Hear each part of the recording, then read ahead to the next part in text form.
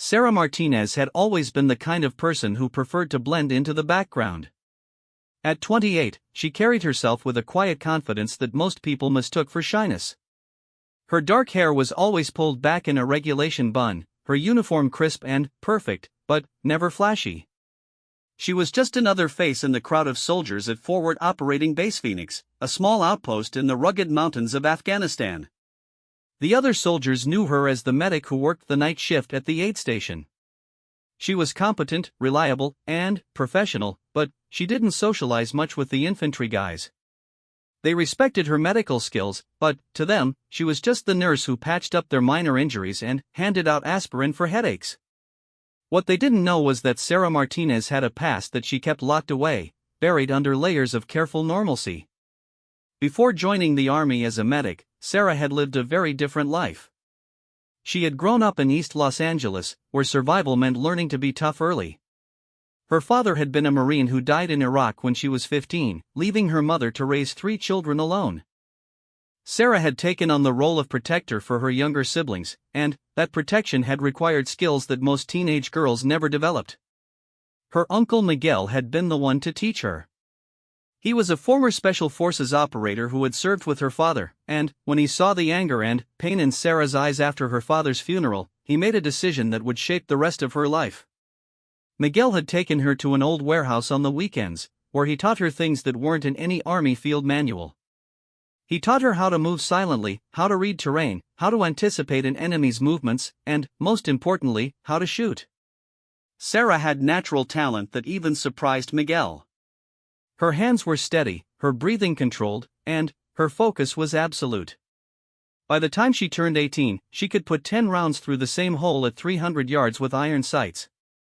She could field strip and reassemble a rifle blindfolded. She understood wind patterns, bullet drop, and the mathematics of long-range shooting better than soldiers who had been in the service for years. But Sarah had never told anyone in the army about these skills. When she enlisted, she had chosen to become a medic because she wanted to save lives, not take them. The killing part of soldiering was something she kept buried deep inside, a skill set she hoped she would never need to use. She wanted to honor her father's memory by helping people, by being the person who brought soldiers home alive to their families. At FOB Phoenix, Sarah had settled into a comfortable routine.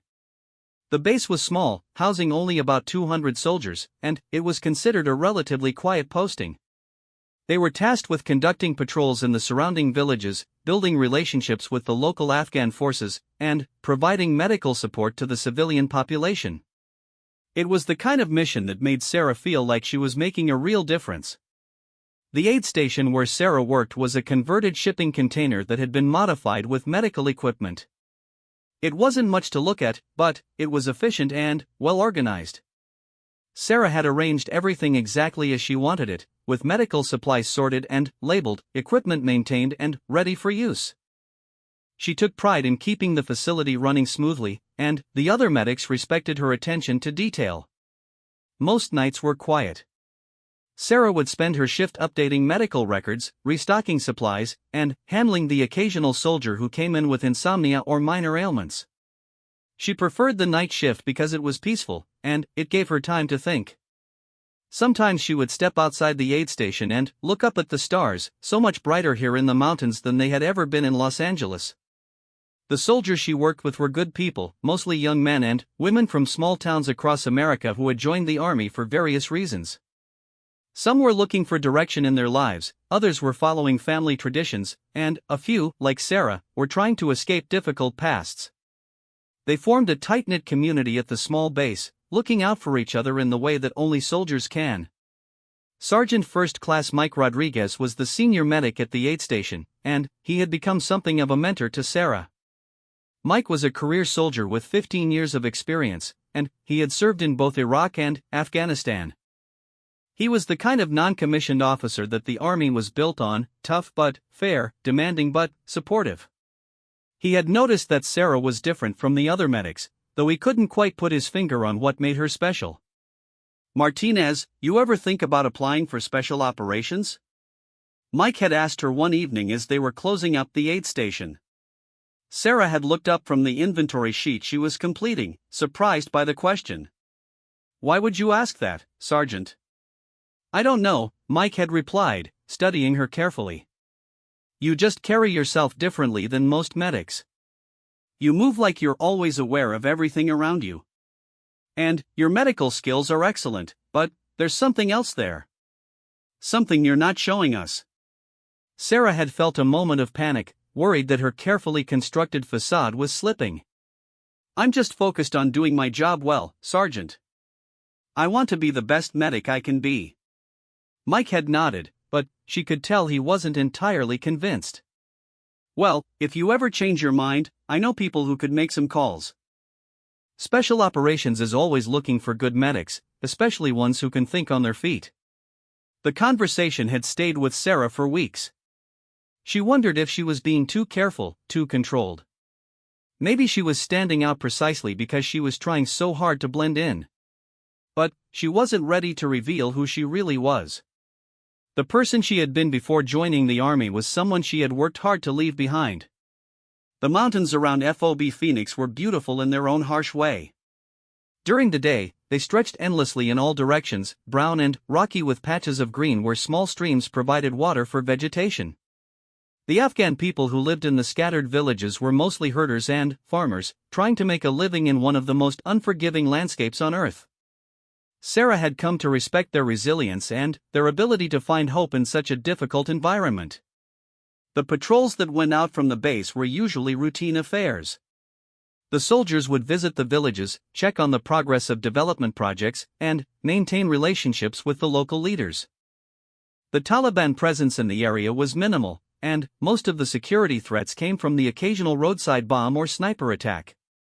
It was dangerous work, but not the kind of intense combat that made headlines. Sarah rarely went out on these patrols. As a medic, her job was usually to stay at the base and be ready to treat any casualties that came back. She preferred it that way, as it allowed her to maintain the distance she had created between herself and the combat side of military service.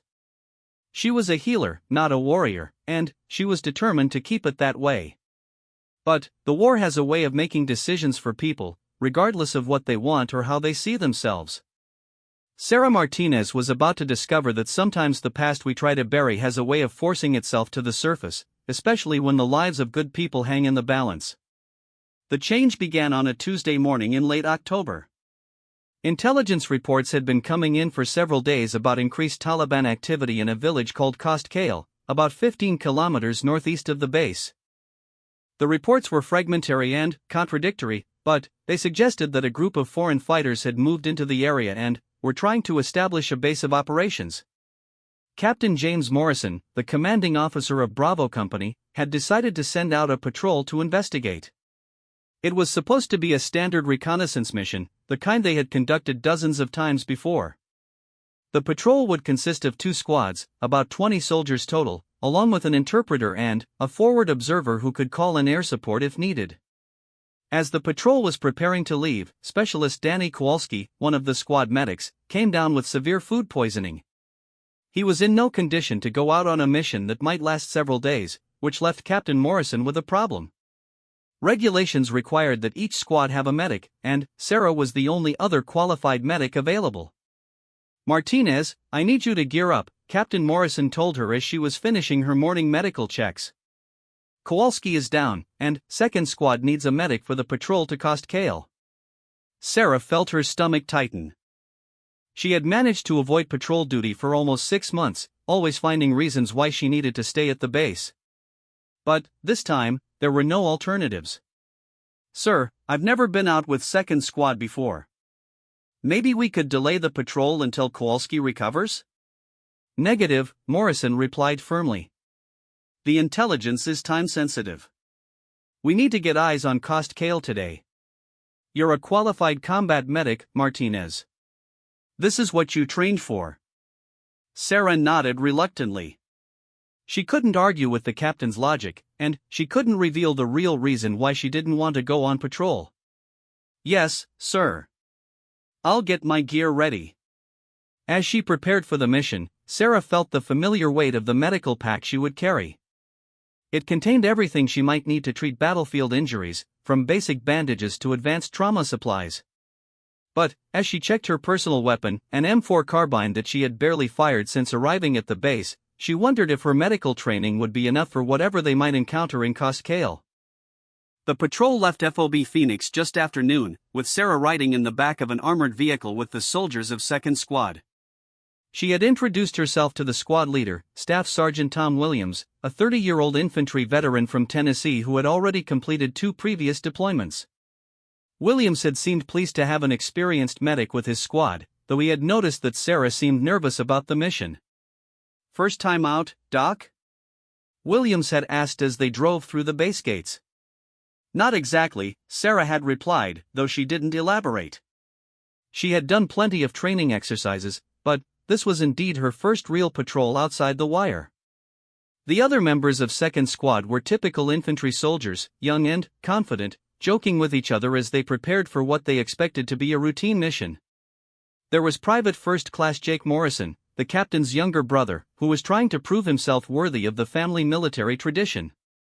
Corporal Lisa Chen was the squad's designated marksman, a quiet woman from California who was known for her skill with a rifle.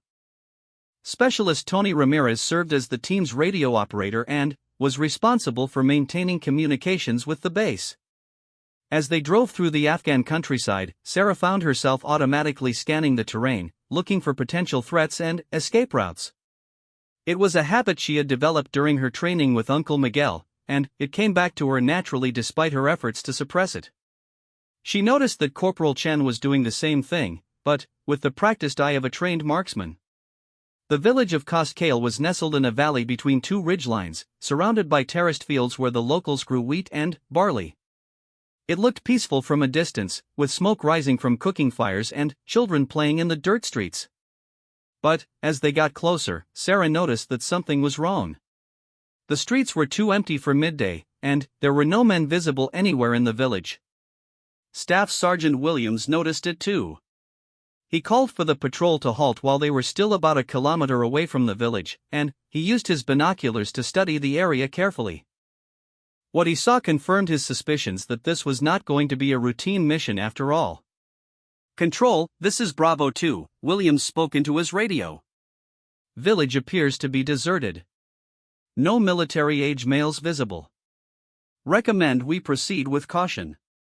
The response from FOB Phoenix was immediate.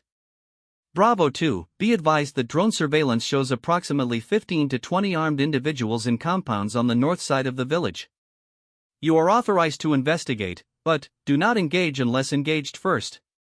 Sarah felt her heart rate increase as the reality of the situation became clear. They were not just on a reconnaissance mission anymore. They were walking into what could very well become a fight, and she was going to be in the middle of it whether she wanted to be or not. As the patrol began to move forward again, Sarah checked her medical supplies one more time and tried to prepare herself for whatever was about to happen. The mountains around them seemed to grow more ominous as they approached the village, and Sarah couldn't shake the feeling that they were being watched from somewhere in the Rocky Hills. She was about to discover that her instincts were correct, and that the quiet life she had built for herself at FOB Phoenix was about to come to an abrupt and violent end. The first shots came from the ridge line to the east, just as 2nd Squad was entering the outskirts of Costcale. Sarah heard the distinctive crack of AK-47 rounds snapping overhead before she heard the actual gunfire. Her body reacted before her mind could process what was happening, dropping to the ground and rolling toward the nearest cover, which happened to be a low stone wall. "Contact east! Contact east!" Staff Sergeant Williams was shouting into his radio as bullets kicked up dirt around the patrol. "We're taking fire from the ridgeline." The next few minutes were chaos. The soldiers of 2nd Squad spread out and began returning fire while trying to identify the exact location of their attackers. Sarah pressed herself against the stone wall, her medical training warring with instincts she had spent years trying to suppress.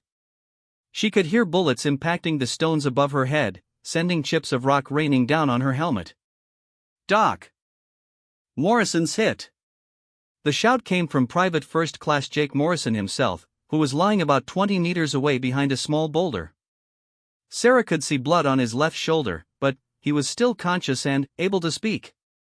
Without thinking, Sarah grabbed her medical bag and began to move toward the wounded soldier. She kept low, using whatever cover was available, but she had to cross open ground to reach him.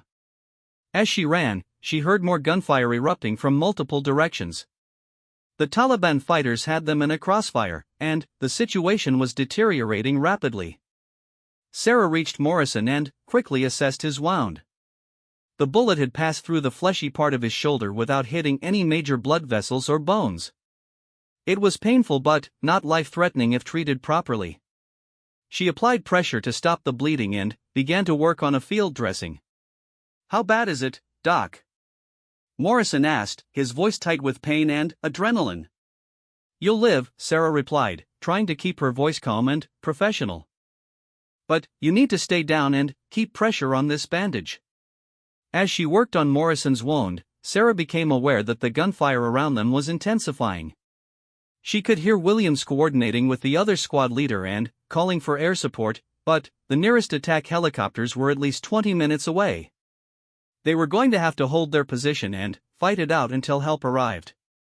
"Sarah!" Williams called out to her. "Can you get Morrison back to the vehicles?" Sarah looked back toward where they had left their armored vehicles, about 300 meters behind them. The distance was completely exposed, with no cover except for a few scattered rocks. Moving Morrison that far under fire would be extremely dangerous, possibly fatal.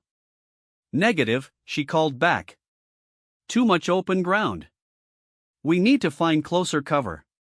As if to emphasize her point, a burst of automatic fire stitched across the ground between her position and the vehicles. Sarah realized that they were effectively pinned down, unable to advance or retreat without taking heavy casualties. The Taliban fighters had chosen their ambush site well, using the terrain to their maximum advantage. Corporal Chen, the squad's designated marksman, was trying to locate and engage the enemy shooters with her M14 rifle. She was lying prone behind a low earthen mound, carefully scanning the ridgeline through her scope.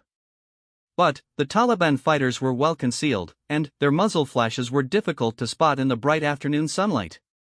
"I can see movement in the rocks about 400 meters east," Chen reported. "But I can't get a clear shot.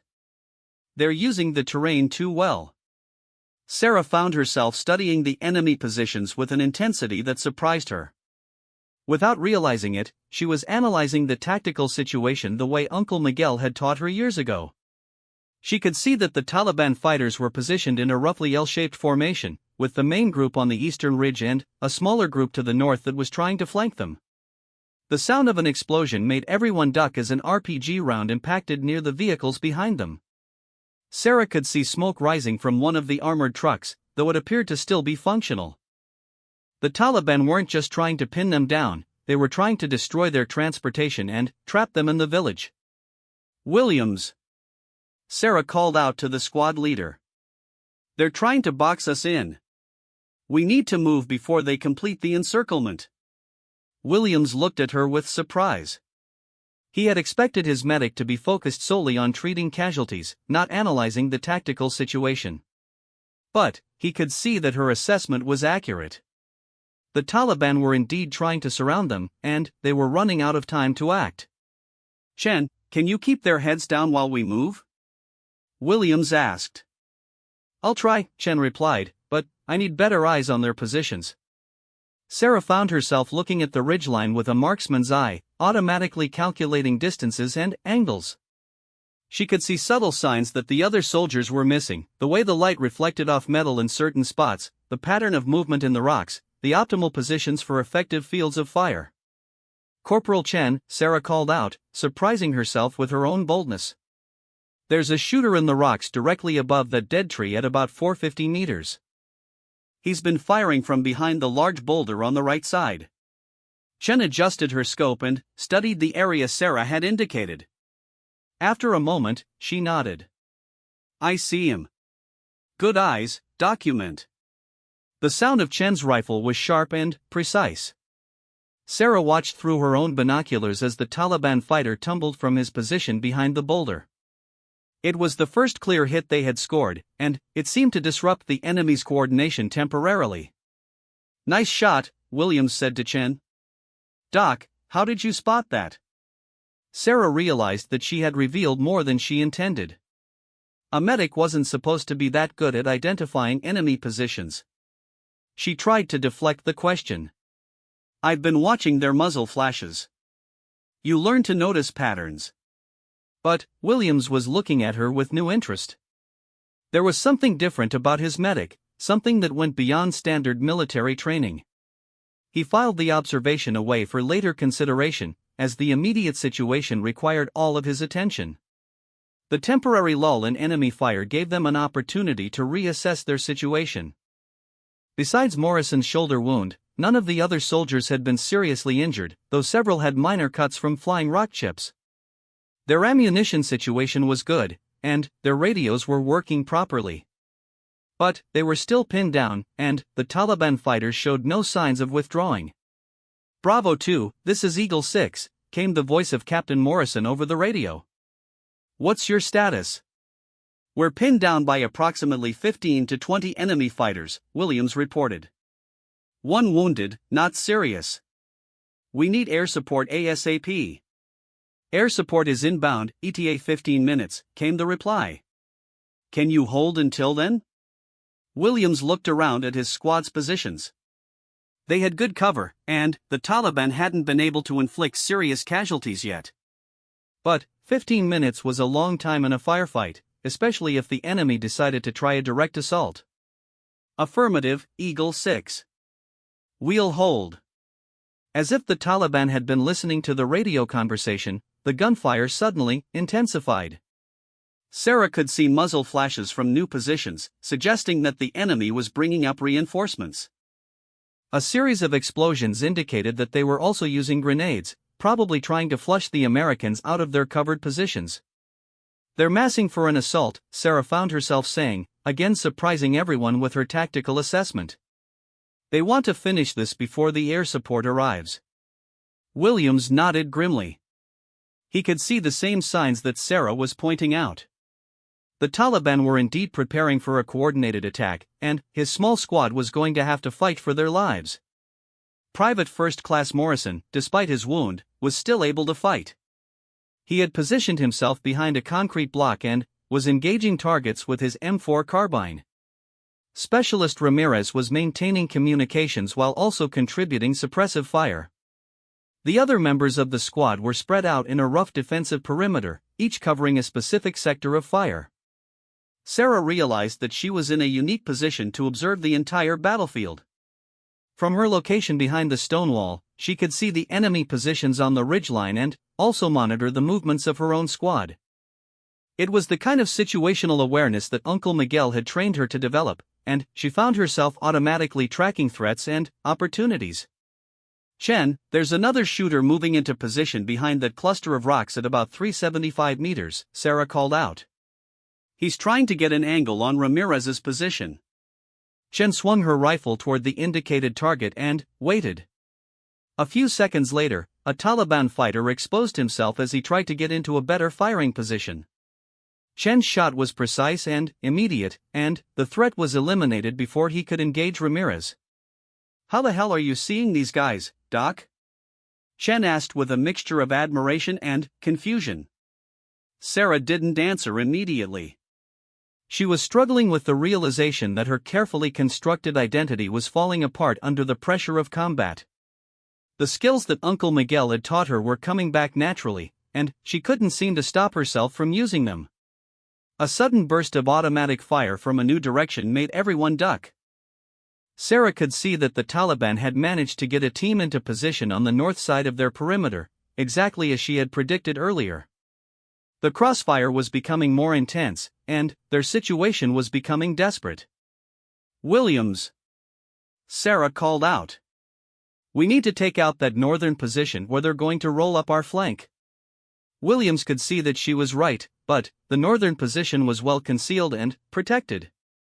His squad's small arms fire wasn't having much effect, and they didn't have any heavy weapons or explosives that could reach the target. Sarah found herself studying the northern position with the eye of someone who understood long-range shooting. The Taliban fighters were about 350 meters away, positioned behind a series of rocks that provided excellent protection from direct fire. But she could see a small gap in their cover, a narrow opening that would provide a shot at their position if someone could hit it accurately enough.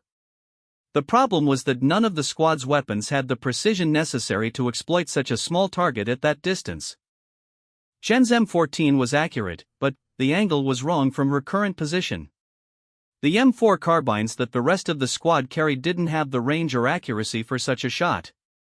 But Sarah remembered the M24 sniper rifle that was mounted in one of the armored vehicles.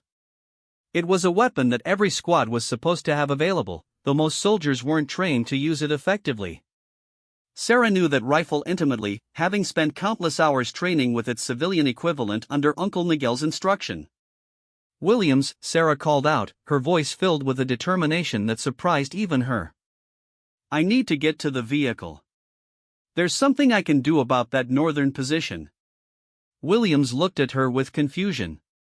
"Doc, your job is to treat casualties, not engage the enemy." "That's what we're here for." Sarah met his eyes with a steadiness that made him reconsider his assessment of her. "Sergeant, I'm not just a medic. And if we don't do something about that northern position, we're all going to be casualties." Before Williams could object, Sarah was moving.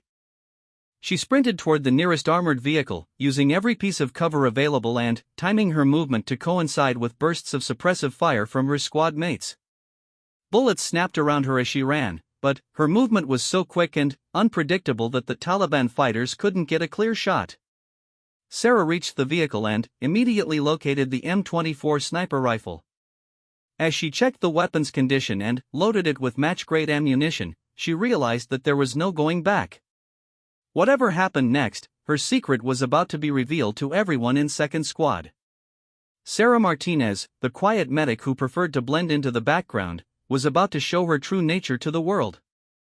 Sarah's hands moved over the M24 sniper rifle with a familiarity that would have shocked anyone who knew her as just the quiet medic from the aid station. She checked the scope's zero, confirmed the ammunition was properly seated, and estimated the range to the northern Taliban position. 350 meters, slight crosswind from the west, target partially concealed behind rocky cover. The muscle memory was coming back to her as if she had never stopped training. Uncle Miguel's voice echoed in her mind, "Breathing, Sarah. Control your breathing. Let your body settle. Find the natural pause between heartbeats." She could almost feel his presence beside her as she prepared for the shot that would change everything. From her position behind the armored vehicle, Sarah could see the narrow gap in the rocks where the Taliban fighters were positioned. It was maybe 18 inches wide, and the shooters were moving back and forth behind it, making the shot even more difficult. She would have to time her shot perfectly, waiting for one of them to expose himself at just the right moment. Through her earpiece, she could hear Williams coordinating with the rest of the squad. "Where the hell is Martinez? We need her back here treating casualties." Sarah keyed her radio. "Williams, I'm in position. Give me 30 seconds and that northern position won't be a problem anymore. Martinez, get back here. You're a medic, not a sniper." Sarah didn't respond. She was already settling into her firing position, using the vehicle's bumper as a stable rest for the rifle. Her breathing slowed as she peered through the scope, waiting for the perfect moment. The sounds of the firefight around her seemed to fade into the background as her entire world narrowed down to the small circle of vision through the scope. She could see movement behind the rocks. One of the Taliban fighters was shifting position, trying to get a better angle on the American positions. Sarah tracked his movement, leading him slightly, waiting for him to pause in the gap between the rocks. Her finger rested lightly on the trigger, her body completely still except for the slow, controlled rhythm of her breathing. The moment came suddenly. The Taliban fighter stopped directly in the center of the gap, raising his rifle to take a shot at Chen's position. Sarah's finger squeezed the trigger in one smooth motion, and the M24 fired with a sharp crack that cut through the noise of the battle. The effect was immediate and dramatic. The Taliban fighter disappeared from view, and the automatic fire from the northern position stopped abruptly. Sarah worked the bolt to chamber another round and continued to scan the area through her scope, looking for additional targets. "Holy shit," came Chen's voice over the radio. Did Martinez just make that shot? Williams was staring in the direction of the vehicle where Sarah was positioned. He had seen the muzzle flash and witnessed the immediate cessation of fire from the northern position. His quiet medic had just made a precision shot that none of his trained infantry soldiers could have accomplished. Sarah wasn't finished. She could see other Taliban fighters moving in the rocks, trying to reposition themselves after losing their teammate. She tracked his second target, a man carrying what appeared to be an RPG launcher. This shot was even more difficult, as the target was moving laterally across her field of view at nearly 400 meters. Sarah led the target by several feet, accounting for his movement and the bullet's travel time. When she fired, the Taliban fighter stumbled and fell, the RPG launcher clattering away across the rocks. The threat of being hit by rocket-propelled grenades was suddenly eliminated. 2 down, Sarah reported calmly over the radio, her voice betraying none of the emotional turmoil she was feeling. Northern position is neutralized. The effect on the rest of the squad was immediate. The pressure from the crossfire was suddenly reduced, allowing them to focus their fire on the eastern ridgeline where the main group of Taliban fighters was positioned. But, more importantly, their perception of Sarah Martinez was undergoing a fundamental shift. Williams was the first to voice what they were all thinking. "Martinez, where did you learn to shoot like that?" Sarah continued to scan the battlefield through her scope as she answered. "My uncle taught me when I was younger. I guess I never forgot." It was a massive understatement, but she wasn't ready to reveal the full extent of her training. The truth was that Uncle Miguel had turned her into a precision marksman who could have qualified for any elite military unit in the world. But that wasn't the person she had chosen to be when she joined the army. Chen, who was the squad's designated marksman, was looking at Sarah with a mixture of awe and professional respect. "Your uncle must have been one hell of a teacher." Those were some serious long-range shots. Sarah found a third target, a Taliban fighter who was trying to move between positions on the eastern ridge. The range was over 450 meters, and the target was only briefly exposed as he moved from rock to rock. Sarah tracked his movement pattern, anticipated where he would appear next, and fired just as he stepped into her predetermined kill zone. The bullet found its mark, and another Taliban fighter was eliminated from the battle. The enemy fire was noticeably decreasing as the surviving fighters began to realize that they were being systematically picked off by someone with exceptional marksmanship skills. 3 down, Sarah reported. "Enemy fire is decreasing. I think they're starting to withdraw." Williams was coordinating with Captain Morrison back at the base, reporting their status and the unexpected turn of events. "Eagle 6, be advised that we have neutralized multiple enemy positions. The situation is stabilizing." "Copy that, Bravo 2. Air support will be on station in 5 minutes. Can you maintain your position until then?" "Affirmative, Eagle 6. We're in good shape now." As the immediate threat diminished, Sarah continued to provide overwatch for her squad while they consolidated their positions and treated their wounds. Morrison's shoulder was still bleeding, but he was stable and in good spirits. The other soldiers had only minor injuries, mostly cuts and scrapes from flying debris. Sarah found herself in an unusual position. She was still functioning as the squad's medic, checking on casualties and providing medical care, but she was also serving as their primary marksman, covering their movements and eliminating threats. It was a combination of roles that shouldn't have been possible for someone with her official training and background. Specialist Ramirez was the first to ask the question that was on everyone's mind. "Doc, I thought you said you were from Los Angeles. Where exactly did your uncle teach you to shoot like that?" Sarah realized that she owed her squad mates some kind of explanation. These men and women had accepted her as part of their team, and she had probably saved their lives with her shooting. They deserved to know something about who she really was. "My uncle served with my father in special forces," Sarah said carefully. "After my dad was killed in Iraq, my uncle thought I should know how to protect myself. He taught me things that most people don't learn." It was still not the complete truth, but it was more than she had ever revealed to anyone in the army. Williams was looking at her with a new understanding, beginning to piece together the inconsistencies he had noticed in her behavior over the past months. Special Forces training, Williams mused. That would explain a lot. You move differently than most medics, and you've always seemed to see things that other people miss. Chen was nodding in agreement. I wondered why you were so good at spotting enemy positions. Most medics don't have that kind of tactical awareness. The sound of approaching helicopters signaled the arrival of the air support that had been requested. Two AH-64 Apache attack helicopters appeared over the ridgeline, their thermal imaging systems scanning for remaining Taliban fighters. But Sarah's precise shooting had already broken the back of the ambush, and the surviving enemy fighters were in full retreat. Bravo 2, this is Apache 11, came the voice of the lead helicopter pilot. We're not seeing any active targets in your area. Looks like somebody already took care of business down there. Williams keyed his radio with a slight smile. Apache 11, we had some excellent shooting from our medic. The situation is under control. There was a pause before the pilot responded. Did you say your medic was doing the shooting, Bravo 2? Affirmative, Apache 11. Our doc turned out to have some unexpected skills. As the helicopters circled overhead, providing security while the patrol prepared to withdraw from the village, Sarah began to pack up the sniper rifle. She realized that her carefully constructed identity was completely blown. Word would spread quickly through the small base community about the medic who had single-handedly broken up a Taliban ambush with precision rifle fire. Morrison, despite his wound, was grinning at her. Doc, I don't know who you really are, but I'm damn glad you were here today.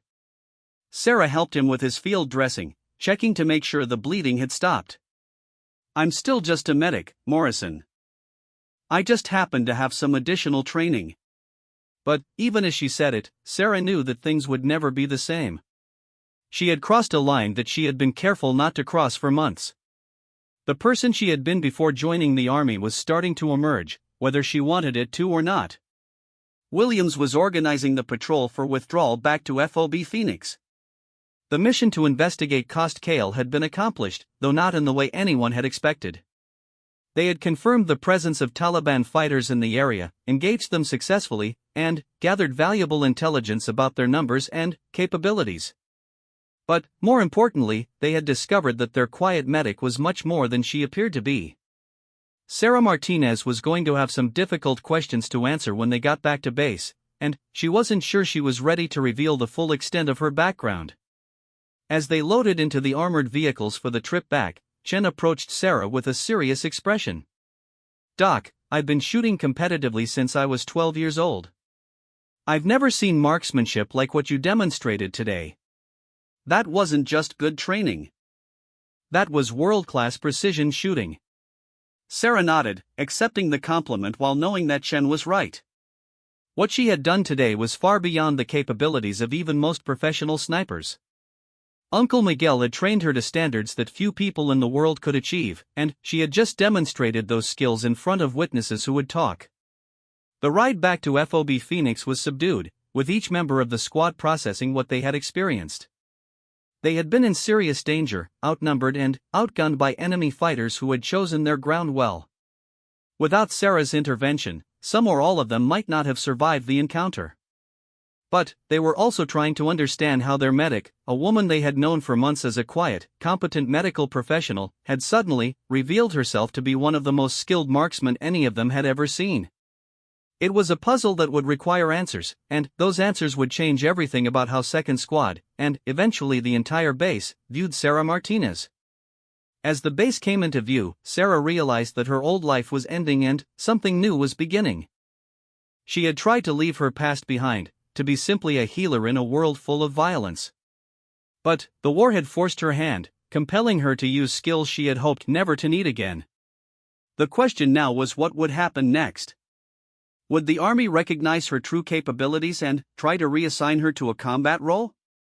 Would she be able to continue serving as a medic, or would her secret skills change everything about her military career? Sarah didn't have answers to these questions, but she knew that the quiet professional she had tried to be was gone forever. The shot that had saved her squad's lives had also shattered the carefully constructed identity she had maintained for so long. The debriefing at FOB Phoenix was unlike anything Sarah had experienced in her military career. Captain Morrison had assembled not just the standard after-action review team, but also the base intelligence officer and the senior non-commissioned officer.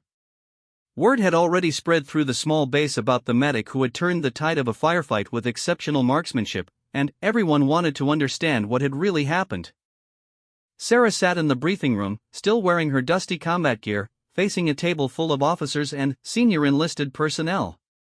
Staff Sergeant Williams had already given his account of the mission, describing how Sarah had identified enemy positions with uncanny accuracy and, then, eliminated multiple threats with precision rifle fire that none of them had expected from a medic.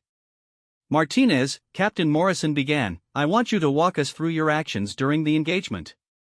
Specifically, I want to understand how you were able to make those shots." Sarah had spent the ride back to base preparing for this moment, but she still wasn't sure how much of the truth she was ready to reveal. She looked around the room at the faces of people she had served with for months, people who thought they knew who she was. "Sir, I observed enemy positions that were threatening the squad," Sarah began carefully. "I utilized available assets to neutralize those threats in support of the mission." "Available assets," repeated Major Catherine Hayes, the base intelligence officer. "You mean the M24 sniper rifle that you acquired from the vehicle and employed with what witnesses describe as expert-level precision?" Sarah nodded. "Yes, ma'am." "Where did you learn to use that weapon system, Martinez?" Captain Morrison asked. "Because according to your training records, you've never been through sniper school or any advanced marksmanship program." This was the moment Sarah had been dreading. She could continue to deflect and minimize her actions, but that would be dishonest to people who deserved better. These officers were trying to understand what had happened so they could properly assess the capabilities of their unit and plan future operations. "My uncle taught me, sir," Sarah said. "Master Sergeant Miguel Hernandez, retired Special Forces. He served with my father in the 10th Group." Major Hayes was taking notes. "Can you be more specific about the nature of this training?" Sarah took a deep breath. There was no going back now. "My uncle trained me extensively in precision marksmanship, fieldcraft, and tactical awareness from the time I was 15 until I enlisted. He believed I had natural aptitude, and he wanted to ensure I could defend myself and others if necessary." "How extensively?" Captain Morrison asked. 6 days a week for 3 years, sir. Range time, field exercises, tactical scenarios. He treated it like a full-time training program. The room fell silent as the implications of Sarah's words sank in. Williams was staring at her with a new understanding, finally, comprehending why she had always seemed different from other medics. Chen was nodding, as if pieces of a puzzle were finally fitting together. "Martinez," Major Hayes said carefully, "are you telling us that you received the equivalent of Special Forces training in marksmanship and tactics as a civilian teenager?" "Yes, ma'am. My uncle was very thorough." "And you chose to enlist as a medic instead of pursuing a combat role?" This was the harder question to answer, because it went to the heart of who Sarah was and what she valued. "Ma'am, I wanted to save lives, not take them. I became a medic because I believed that was the best way to honor my father's memory and serve my country." Captain Morrison was studying her personnel file. "But you didn't disclose any of this training when you enlisted." "Why not?" "Sir, I wanted to start fresh. I didn't want my past to define my service. I wanted to be judged on my performance as a medic, not on skills I hoped I would never need to use." "But today you did use those skills," Major Hayes pointed out. "And, according to the reports, you probably saved the lives of everyone in 2nd Squad." Sarah nodded. "Yes, ma'am. When the situation became desperate, I made the decision to use whatever skills I had to protect my squad mates." Sergeant First Class Rodriguez, who had supervised Sarah at the aid station, was shaking his head in amazement. "Martinez, I knew there was something different about you, but I never imagined anything like this.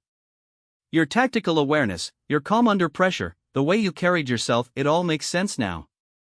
Captain Morrison closed the file and looked directly at Sarah. Martinez, what you did today was exceptional. But it also raises questions about how we should best utilize your capabilities. Have you ever considered applying for special operations?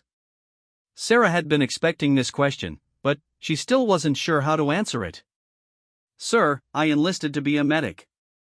That's what I want to continue doing. Even if it means your other skills are underutilized? Sir, those skills will always be available if needed, as today demonstrated. But my primary commitment is to providing medical care. Major Hayes leaned forward.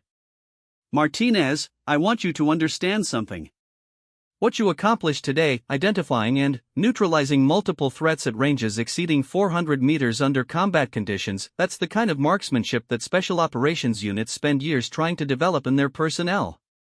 The fact that you can combine those skills with advanced medical training makes you potentially invaluable.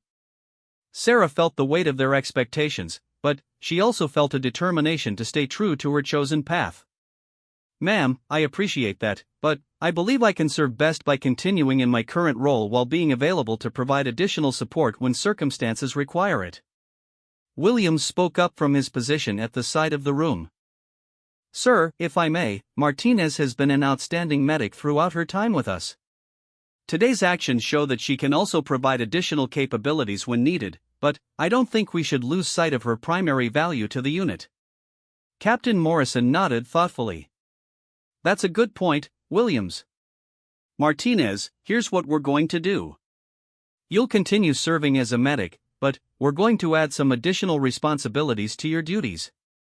I want you to work with Chen on improving our designated marksman program, and I want you to help train other soldiers in target identification and battlefield awareness. Sarah felt a sense of relief that she wouldn't be forced out of her medical role, but she also understood that her life at FOB Phoenix was about to become much more complicated. Yes, sir. I can do that. There's something else, Major Hayes added. I'm going to need a complete report on your training background. Names, locations, specific skills, proficiency levels. The intelligence community is always interested in understanding the full capabilities of our personnel. Sarah nodded, though she felt a twinge of anxiety about revealing even more details about her past. Yes, ma'am. I'll provide whatever information you need. As the debriefing concluded, the various officers and senior enlisted personnel filed out of the room, leaving Sarah alone with Williams and Chen. The three of them sat in silence for a moment, processing everything that had been revealed. Doc, Williams said finally, I owe you an apology. I've been thinking of you as just a medic for months, when you're obviously much more than that. Sarah shook her head. Sergeant, I am just a medic. Today I happen to use some additional skills, but that doesn't change who I am or what I want to do. Chen was looking at her with professional respect. Martinez, I've been shooting my entire life, and I've never seen anything like what you did today. Your uncle must have been an incredible instructor. He was, Sarah agreed.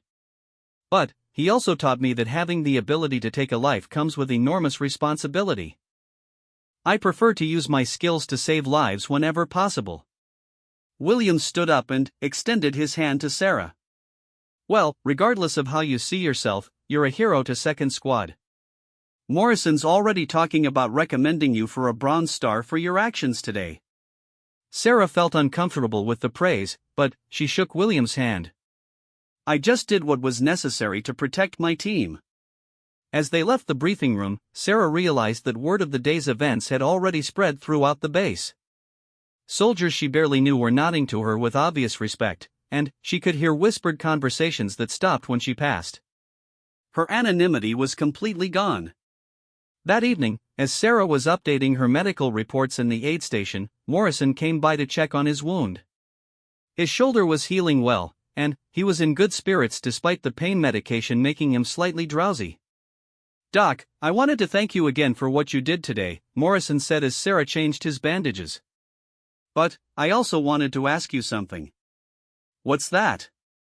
My brother, Captain Morrison, he's been talking about how impressed everyone is with your skills. But I've been thinking about something else.